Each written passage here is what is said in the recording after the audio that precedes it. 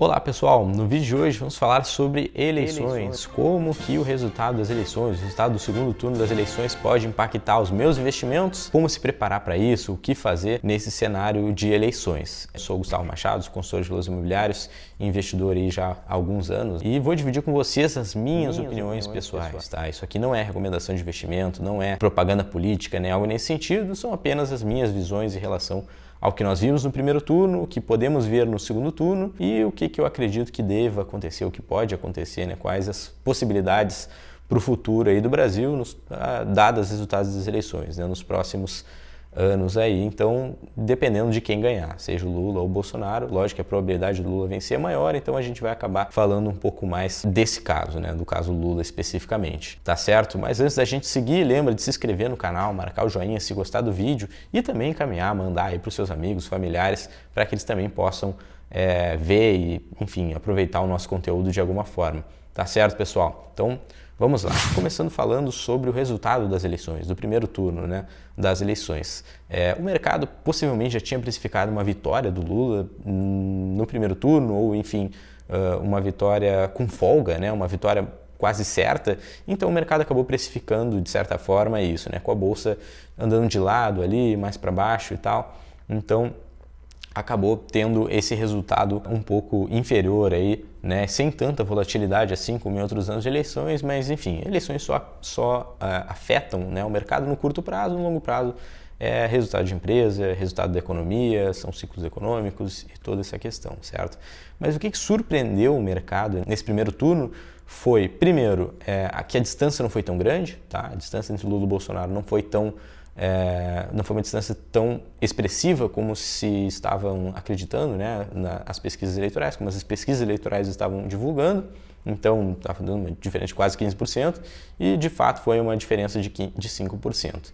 Mas o que afetou, de fato, o mercado, o que trouxe bons ares para o mercado e a Bolsa acabou subindo ali mais de 2% na segunda-feira pós-eleições, é que a Câmara e o Senado não ficou, né, não se retratou mais esse lado lulista aí das eleições, certo? O que isso quer dizer na prática? É que a gente não vai ver nenhuma diferenças radicais de política econômica ou de política lato sensu, né? Então, o mercado acabou precificando bem porque viu que o Senado e o Congresso ali ficou bem dividido, né, entre centro, mais direita do que esquerda, né, mais centro-direita do que centro-esquerda, e considerando que o Lula ganhará as eleições, que é o que as pesquisas estavam mostrando, que o primeiro turno acabou refletindo, porque é muito difícil, né, de ter uma virada, a gente nunca viu acontecer uma virada nas eleições presidenciais, lógico, não dá para descartar essa possibilidade, mas considerando então que Lula ganha as eleições e que o Senado e o Congresso são mais de direita, isso quer dizer o quê? Que não teremos mudanças radicais, né, no país. E isso é muito bom para o mercado porque diminui um pouco a incerteza em relação a termos políticas radicais mais contra mercado, anti-mercado, como fala aí na proposta do Lula. Certo? Então, como a gente viu no Senado, né, as eleições para senador, que são muito importantes, tá? Às vezes mais importantes do que as eleições presidenciais especificamente, mas a gente viu que o PL, né, que é o partido do Bolsonaro, colocou 13 deputados, o PT colocou apenas 9, o União, né, que já é um partido mais de centro, colocou 11, o MDB 10, PSD 10, e enfim, os partidos ali mais alinhados de direita, sim, acabou sendo metade ou mais, até mais da metade da composição do Congresso, certo? Enquanto isso, os de esquerda acabaram sendo uma minoria. Lógico que o centro é muito volátil, né? Os partidos de centro se direcionam facilmente através de, enfim, acordos e cargos e essas questões políticas aí que a gente sabe que existe, que não gosta, que logicamente ocorre dos dois lados, tá? Tanto governo de esquerda quanto de direita acabam entregando cargos políticos, fazendo essa barganha aí, para conseguir apoio dos seus decretos, suas políticas, enfim, das suas questões. Já na Câmara dos Deputados, esse resultado foi ainda mais expressivo para o lado da direita, certo? Onde a gente viu que o PL, o partido do presidente, né, do Bolsonaro especificamente, colocou 99 pessoas lá dentro da Câmara dos Deputados e partidos ligados a ele, aí, mais da metade também, partidos, enfim, possibilidades, aí, praticamente a metade da Câmara dos Deputados é mais de direita, né? Ou centro-direita, como eu falei. Então isso quer dizer que o governo que assumir, né, no caso o governo do Lula, não vai ter tanta maleabilidade, não vai conseguir passar tantas reformas e, enfim, aprovar tantas coisas, tanto no Senado quanto na Câmara. Isso para o mercado é muito bom, porque a gente acredita aí, né, vê que não teremos reformas tão radicais, certo? Mas, enfim, dadas essas questões, né, de Câmara, Senado, um pouco mais de direita do que de esquerda e Lula provavelmente ganhando, né, possivelmente ganhando aí, que se confirmou as pesquisas, né, apesar da diferença aí que teve entre os dois candidatos. Lógico que ainda está aberto, né, não tem como a gente saber se realmente o Lula vai levar esse pleito aí. Vamos falar um pouco de planos de governo, certo? E vou ser bem sucinto aqui, não vou entrar muito em detalhes, mas a gente vê planos de governo, né, propostas bem diversas entre os candidatos, que é basicamente o Lula, né, um plano de governo mais de Estado presente na economia, né, de mais investimentos públicos, de maior intervenção estatal, e, enfim, gastos e, enfim, política fiscal mais expansionista no sentido de cortar o teto de gastos, de querer de acabar aí com o superávit primário que provavelmente o governo do Bolsonaro vai entregar neste ano. Então, isso quer dizer que vão ter mais interferências governamentais, mais incentivos, mais subsídios e todas essas questões no governo do Lula, caso ele ganhe. Enquanto isso, no governo do Bolsonaro, né, se ele conseguir a reeleição, ele deve continuar o projeto que está em andamento, que é de um mercado um pouco mais livre, de maior incentivo aos empresários, maior incentivo à iniciativa privada e, logicamente, comércio internacional e todas essas questões que a gente viu e reformas, né, de liberalização da economia, como a gente viu no primeiro mandato, certo? Então, essas propostas já divergem bastante entre elas e, nesse sentido, logicamente, o mercado prefere mais a proposta do Bolsonaro do que do Lula. O filme, né, que a gente já viu de interferência do Estado na economia, de Estado empreendedor e essas questões, se refletiu no maior escândalo de corrupção que a gente viu, se refletiu em mais pobreza, se resultou aí, né, na maior crise econômica que a gente viveu desde 1929. Foi um grande problema, né? A crise ali em 2015, enfim, que resultou no impeachment da presidente Dilma.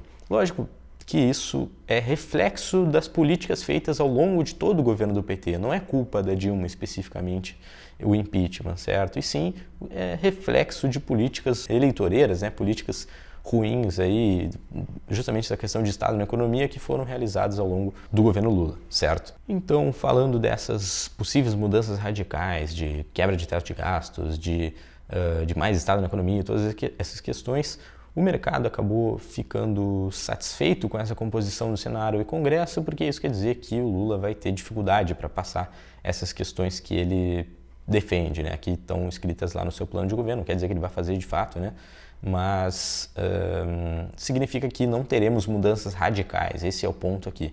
Mudanças radicais afetam o mercado no curto prazo. E mudanças aí que são de política mesmo, né, que vão evoluindo ao longo dos anos ou que refletem no longo prazo, que vão afetar lá na frente, né? Isso que pode ser tirado dessa análise. Ou seja, a gente não vai ter impacto de curto prazo, não vai ter nenhuma Lula ganhando, não vai ter nenhuma reforma que vá impactar o mercado diretamente, de forma abrupta, e subir demais ou cair demais ou algo nesse sentido, assim como no Bolsonaro, que só deve continuar a política, aí, a forma de política aí que ele tem feito desde o início, certo? Desde o início do primeiro mandato. Lógico que um governo que é mais intervencionista na economia, ele pode causar, né, a má alocação de recursos. Isso é um grande problema porque dinheiro, né, e renda, enfim, emprego, vai acabar sendo gerado em setores que talvez não seriam em primeira instância. Isso reflete numa correção dessa má alocação de recursos lá na frente, né, e é o que a gente viu no governo da Dilma, por exemplo,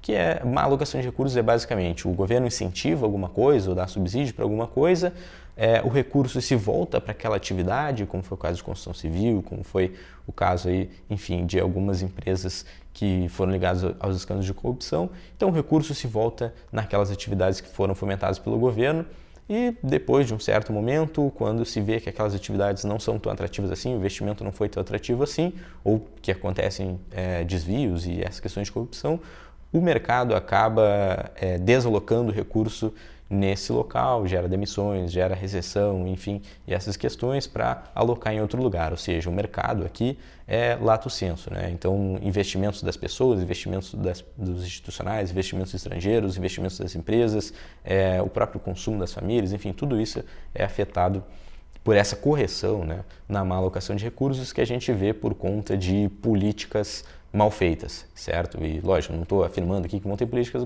mal feitas, mas foi o que a gente viu no primeiro governo aí do Lula, que refletiu na crise do governo Dilma, e enfim, se a gente repetir aquela receita, provavelmente a gente veja uma recessão aí no longo prazo e má alocação de recursos e toda essa questão que a gente viveu em 2015, 2016 ali, com um grande retrocesso, né, de renda, de emprego, de pobreza, de fome e todos esses reflexos que podem ocorrer aí de ruim na economia, né? Então o mundo estava andando bem e o país estava para trás aí na corrida, né? Enfim, em questões não só econômicas, mas que questões econômicas refletem em questões de desenvolvimento humano, como educação, saúde, segurança, enfim, todas essas questões, certo? Então, refletindo em inflação alta, juros altos, né, como a gente viu, a recessão especificamente, a estagflação e essas questões que podem resultar aí de uma má gestão pública, né?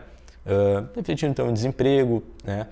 Então, e gerando aí uma crise, uma recessão e afetando as empresas, afetando o mercado e principalmente as famílias, né? E principalmente os mais pobres aí, através da inflação, porque não conseguem se proteger, não conseguem ter um aumento de renda necessário ali para acompanhar o aumento de preços da economia. A gente viu isso em 2015 por conta de más políticas e viu isso em 2021 por conta da pandemia, certo? Que, enfim, também acabou causando aí uma externalidade muito grande e trouxe aí a má alocação de recursos ou a desalocação de recursos, desemprego e todas as questões que nós acompanhamos nos últimos 2 anos praticamente. Além disso, e aqui um ponto bem crucial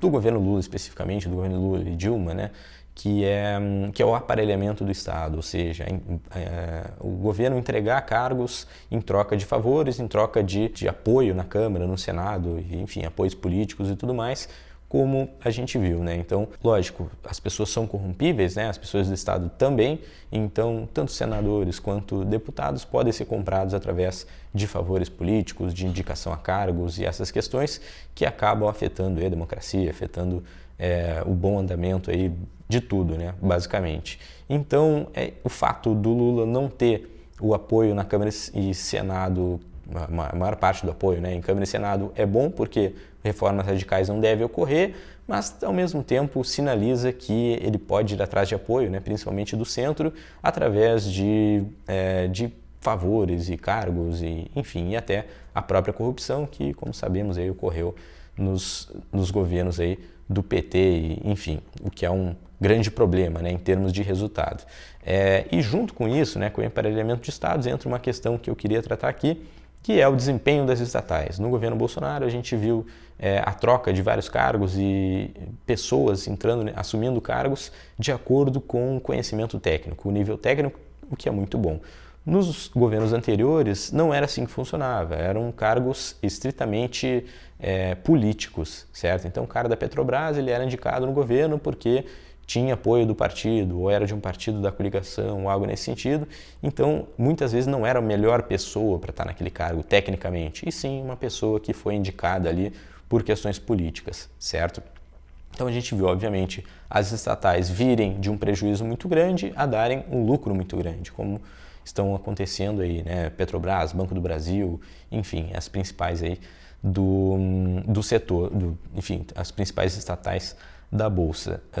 Então isso reflete, né, o Lula, enfim, o PT assumir o poder, pode refletir então em casos de corrupção, má alocação de recursos e pessoas não tão preparadas assim assumindo os cargos importantes, né, das empresas estatais, né? Através desse aparelhamento do Estado, a gente pode vir a se deparar aí com resultados ruins das estatais. Então isso quer dizer que eu tenho que desinvestir qualquer empresa que eu tiver estatal. Não, não é isso, tá? A gente tem que acompanhar o resultado das empresas. Pode acontecer, mas não quer dizer que vá, né? A gente pode ver talvez o Lula bem diferente, né? E, enfim, fazendo até políticas liberalizantes, como é o caso que o Bolsonaro está fazendo, mas enfim, é tudo uma incógnita, né? São questões que podem vir a acontecer e, de novo, eu falo que isso são questões estritamente pessoais, que eu penso, né, em relação a eleições.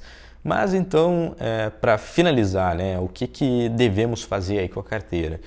Lembrando, né, a gente sempre tem que ter uma carteira diversificada e de acordo com o perfil, a gente tem que manter, né, a nossa estratégia, manter a alocação de recursos em renda fixa, em renda variável, em Bolsa Brasil, Bolsa Exterior e ativos alternativos também, se você é adepto, né, dos ativos alternativos como ouro, dólar, criptomoedas, enfim. Então aqui na Musa a gente está mantendo nossa alocação, tá? A gente não está mexendo nas carteiras, não vai mexer nas carteiras provavelmente depois das eleições, mas a gente vai acompanhar os resultados, acompanhar a política, acompanhar as questões econômicas e ver se precisaremos, né, fazer algumas mudanças que não só nós faremos, né? Por exemplo, empresas estatais. Se a gente vê que os próximos resultados começarem, no momento, né, que os resultados começarem a sair negativos ou ruins ou tiverem uma piora dos resultados das empresas, provavelmente vamos desinvestir nessas empresas, certo? Se a gente vê que vai aumentar o risco, né, o risco soberano aí do Brasil, e, enfim, quebra de teto de gastos, essas questões, provavelmente a gente vai aumentar a alocação no exterior ou alocação em dólar, mas por enquanto tudo isso é achismo, né? Expectativa, enfim. Então, mesmo que eu acho, a minha opinião aqui que eu estou dividindo com vocês, não quer dizer que vai se concretizar nada. As coisas precisam mostrar para a gente, os números, os dados precisam mostrar para a gente que, enfim, aquilo que a gente está achando vai se concretizar. Então, em termos de carteira, eu considero vocês não fazerem nada, a alocação de vocês, se ela estiver adequada ao seu perfil, estiver ok, certo? Então, mesmo que, mas eu quero me proteger das eleições, tá? Mas proteger de que forma? Então você tem que tomar partido no sentido de, mas o que vai ser melhor para a economia? É o Bolsonaro ganhar. O que vai ser melhor? Não, é o Lula ganhar. Então você tem que tomar partido no sentido de, olha, e também, lógico, a probabilidade do que pode acontecer. Então a probabilidade do Lula ganhar é mais alta. Se você acha que o Lula é ruim para a economia, você pode comprar put, você pode vender índice ou algo nesse sentido, mas sabendo que o mercado já pode ter precificado tudo isso e você está pagando caro para proteger uma posição que talvez não faça tanto sentido assim, não é o caso. Então, por isso que a gente não está mexendo nas carteiras nesse momento, certo? O que a gente acredita, como a gente sempre fala nos vídeos, né, é uma alocação de ativos forte, robusta, estatisticamente testada, que vai entregar retornos no longo prazo, certo? E, logicamente, assim como um carro que for o pneu, a gente precisa trocar o pneu, se a gente vê que alguma convicção, alguma questão na nossa carteira que não está certa, a gente vai mudar, mas de acordo com dados, com fatos, e não com expectativa de achar, não, o Lula vai ser pior, ou o Bolsonaro vai ser pior, ou algo nesse sentido, a gente prefere esperar os resultados, certo? Então, basicamente esse é o assunto de hoje. Se você tem dúvida, né, pode comentar aqui embaixo. Se quiser dividir com a gente o que você está fazendo para proteger a sua carteira, ou se também não está fazendo nada na sua carteira nesse momento aí pré-segundo turno de eleições, comenta aqui embaixo também e vamos conversar aí. Lembra, obviamente, de se inscrever no nosso canal, marcar o joinha se gostou do vídeo, seguir aí a nossa página, meu perfil, enfim, nossos perfis nas redes sociais. Tá certo, pessoal? Até a próxima!